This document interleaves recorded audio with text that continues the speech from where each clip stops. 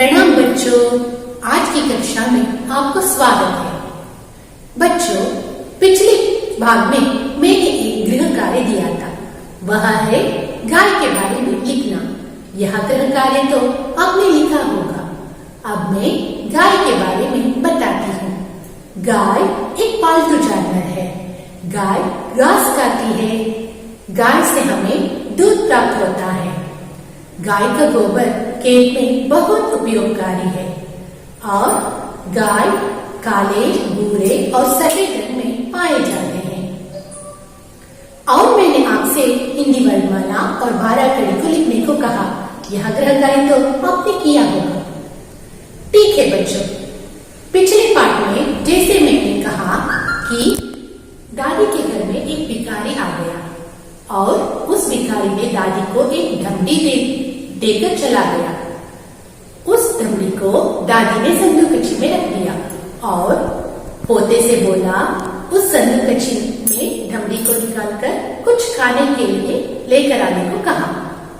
आगे क्या होता है जान लेंगे।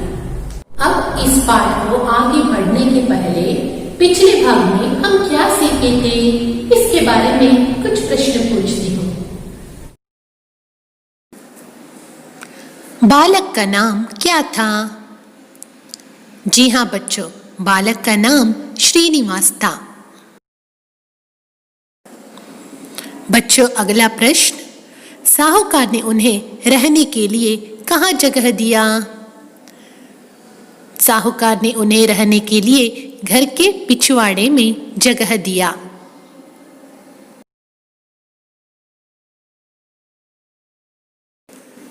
अब मैं इस पाठ को पढ़ती हूँ। आपको पाठ्य पुस्तक का पेज नंबर 14 को खोलना है। जैसे ही पोते ने संदूकची खोली, सोने की चमक से सारी झोपड़ी जगमगा उठी। उन्होंने सोना बेचकर सुंदर मकान बनाया, जमीन खरीदी, बैल खरीदे और बड़े किसान बन गए। उनकी समृद्धि देखकर सेठ ने सोचा, काश मैंने उस भिखारी को न भगाया होता। एक दिन वही भिखारी फिर उसके द्वार पर आया, जिसे बहुत समय पहले उसने भगा दिया था। साहूकार दौड़कर बाहर आया, भिखारी को सम्मान के साथ अंदर ले गया। इसके बाद थाली में 56 व्यंजन सजाकर उसके सामने ले आया। मुस्कुराते हुए भिखारी ने छककर भोजन किया। जाते हुए वहां साहूकार को भी एक ढमड़ी दे गया।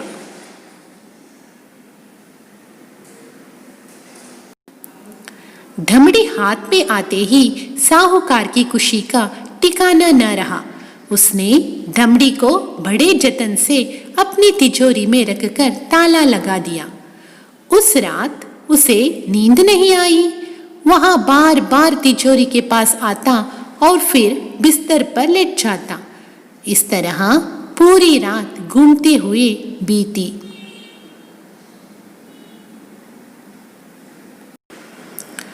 पाँव फटते ही साहूकार तिजोरी खोलने आया।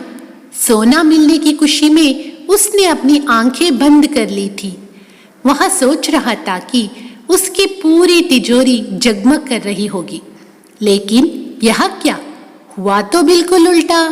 उसकी तिजोरी में रखा हुआ धन कोयला बन चुका था।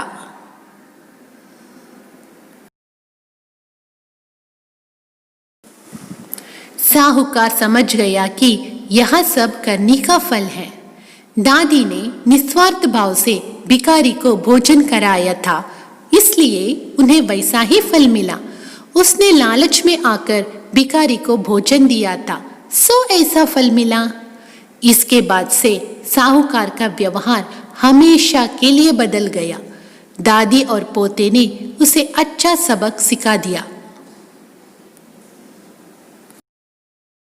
बच्चों, अब हम इस भाग में आने वाले कठिन शब्दों का अर्थ समझते हैं।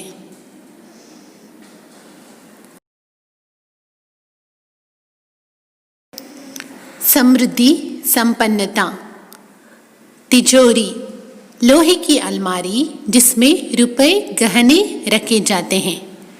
निस्वार्थ, बिना स्वार्थ के।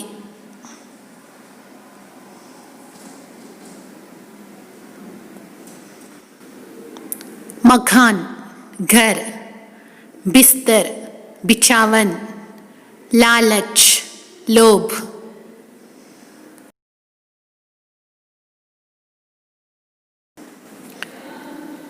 पहले बाग जैसे मैंने कहा कि भिखारी ने दादी को एक धमड़ी दिया और दादी ने उस धमड़ी को संदूकची में रख दिया, और जब पोता खेत से आया तब दादी ने संदूकची में रखा धमड़ी को लेकर कुछ खरीद लाने को कहा।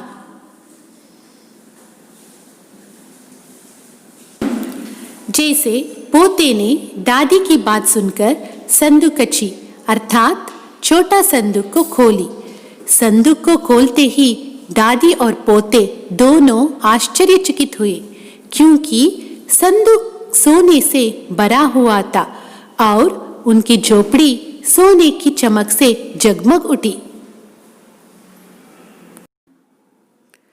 वे दोनों बहुत खुश हुए और सोने को बेचकर सुंदर मकान मतलब घर बनाया, जमीन मतलब भूमि खरीदी और व्यवसाय के लिए बैल भी खरीदे और बड़े किसान भी बन गए। किसान का मतलब जो खेत में काम करते हैं, अंग्रेजी में फार्मर कहते हैं।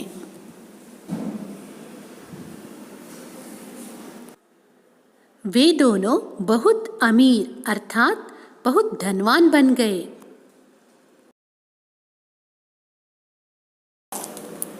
उनकी समृद्धि अर्थात संपन्नता को सेठ जी देख रहा था और सोच रहा था कि मैंने उस दिन भिखारी को न भगाया होता, मैं भी उनकी तरह अमीर बन जाता था। बहुत दिन के बाद वह भिखारी फिर उसके घर के द्वार पर आया। वही भिखारी था जो साहूकार ने भगा दिया था। साहूकार उसको देखकर बहुत खुश हुआ और दौड़कर बाहर आया। भिखारी को बहुत सम्मान के साथ घर के अंदर ले गया।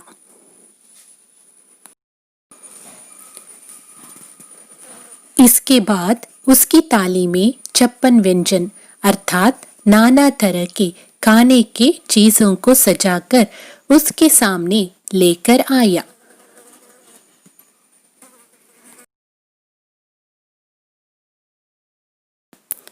भिखारी ने मुस्कुराते हुए भोजन किया।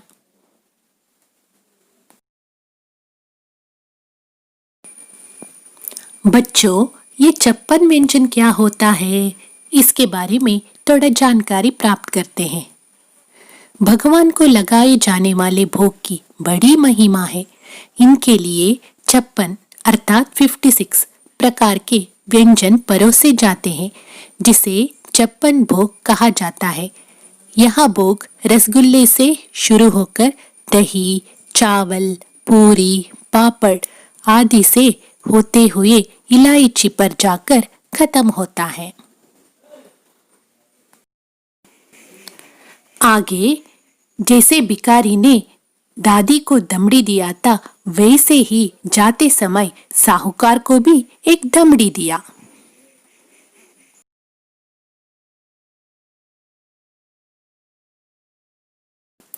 साहूकार बहुत खुश हुआ, क्योंकि वह यही चाहता था। उसका खुशी का ठिकाना न रहा। वह बड़ी उत्सुकता से उस दमड़ी को अपनी तिजोरी अर्थात लोहे की अलमारी में रखकर ताला लगाया।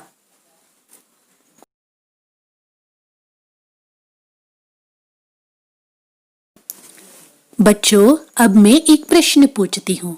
साहूकार ने दमड़ी को कहाँ रख दिया? सही है, साहूकार ने दमड़ी को अपनी तिजोरी में रख दिया। अब मैं आगे बढ़ती हूँ। उस रात साहूकार को नींद ही नहीं आया।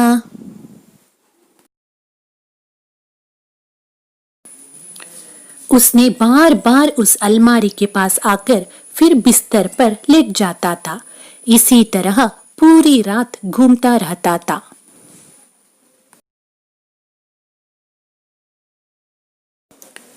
पौ फटते ही मतलब सुबह होना। यहाँ पौ फटना मतलब है सुबह होना। पौ फटते ही साहूकार ने फटाफट तिजोरी को खोल दिया। वहां सोचा था कि उसकी पूरी तिजोरी सोने से जगमग कर रही होगी, इसलिए वहां खुशी से अपनी आंख बंद कर तिजोरी को खोल दिया। लेकिन वह बिल्कुल उल्टा हुआ। उसकी तिजोरी में जो धन रखा था वहां कोयला बन गया था। कोयला का मतलब एक काला खनिज पदार्थ जो आग जलाने और बिजली उत्पन्न के लिए काम आता है। साहूकार का धन कोयला बन गया था। साहूकार को बहुत दुख हुआ। बाद में साहूकार को अपनी गलती का महसूस हुआ। वहां समझ गया कि यह सब करनी का फल है।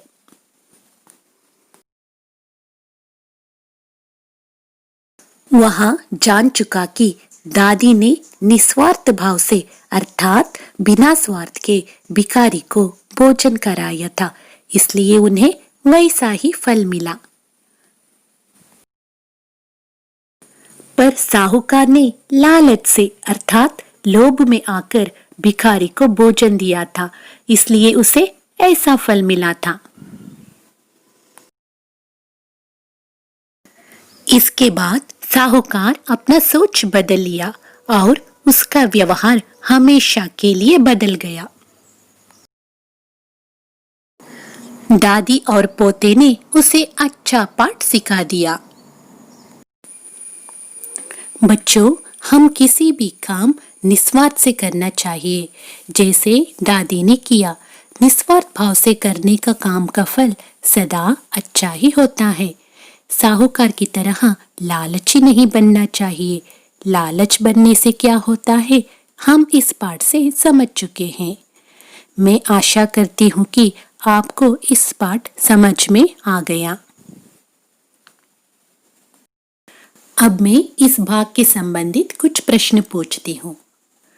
जाते समय भिखारी ने साहूकार को क्या दिया?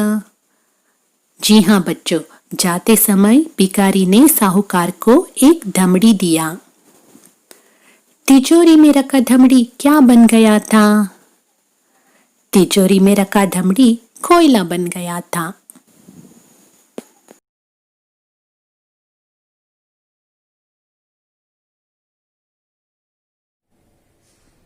आज का गृह कार्य।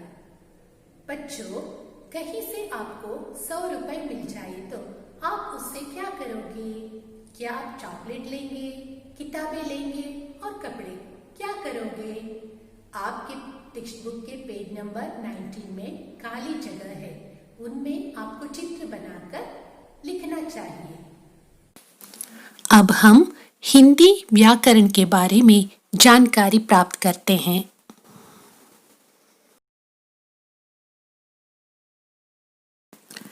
आज मैं अनेकार्थक शब्द या अनेकार्थी शब्द इसके बारे में विवरण करती हूँ।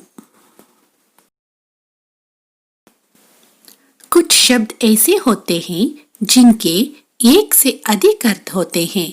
ऐसे शब्दों को अनेकार्थक अथवा अनेकार्थी शब्द कहते हैं। मैं पुनः कहती हूँ, कुछ शब्द ऐसे होते हैं जिनके एक से अधिक अर्थ होते हैं। ऐसे शब्दों को अनेकार्थक अथवा अनेकार्थी शब्द कहते हैं। बच्चों, ये दोनों चित्रों को देखिए। पहला चित्र में लिखा है कि यह हार बहुत सुंदर है और दूसरे चित्र में आज हमारा स्कूल क्रिकेट मैच हार गया है।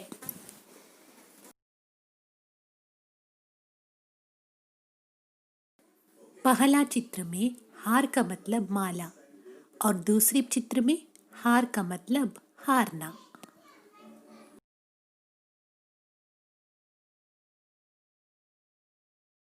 इसी तरह वाक्य में प्रयोग के अनुसार शब्द का अर्थ बदलता है।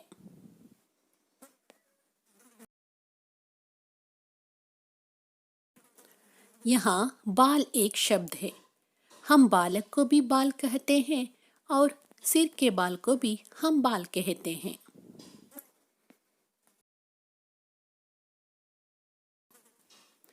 यहाँ जग एक शब्द है। संसार को भी हम जग कहते हैं और एक बर्तन को भी हम जग कहते हैं।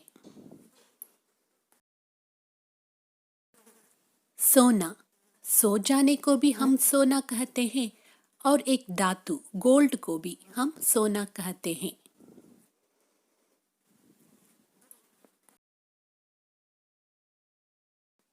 गौ, यहाँ गाय का मतलब भी गौ है और पृथ्वी का मतलब भी गौ है।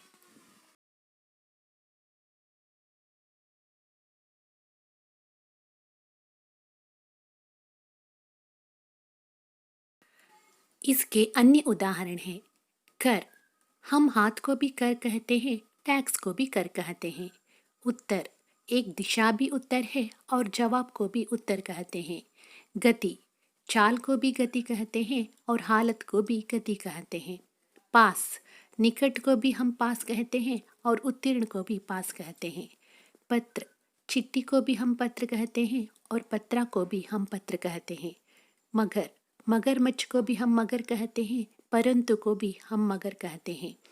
नाना, माता के पिता को भी नाना कहते हैं, विभिन्न को भी नाना कहते हैं।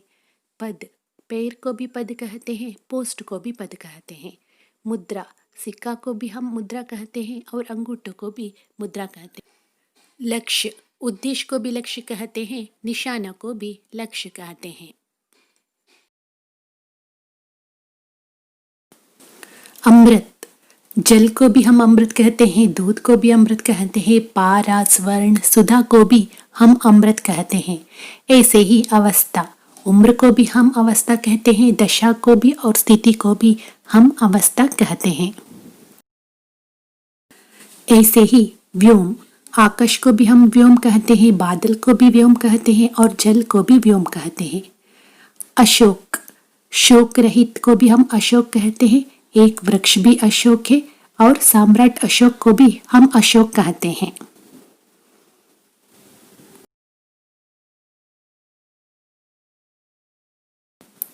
सूर, सूर्य को भी हम सूर कहते हैं, वीर को भी हम सूर कहते हैं, अंधा को भी सूर कहते हैं और सूरदास को भी हम सूर कहते हैं।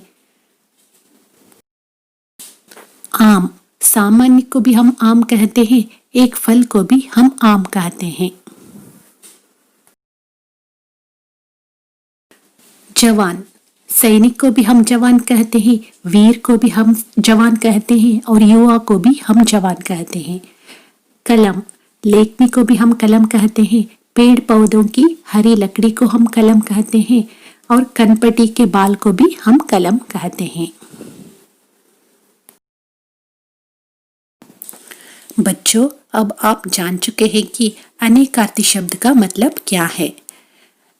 मैं फिर एक बार आपको कहती हूँ, एक शब्द के दो या दो से अधिक अर्थ निकलते हो उन्हें अनेकार्थी शब्द कहा जाता है। बहुत से ऐसे शब्द हैं जिनके एक से अधिक अर्थ होते हैं। ऐसे शब्दों का अर्थ भिन्न भिन्न प्रयोग के आधार पर ही स्पष्ट होता है।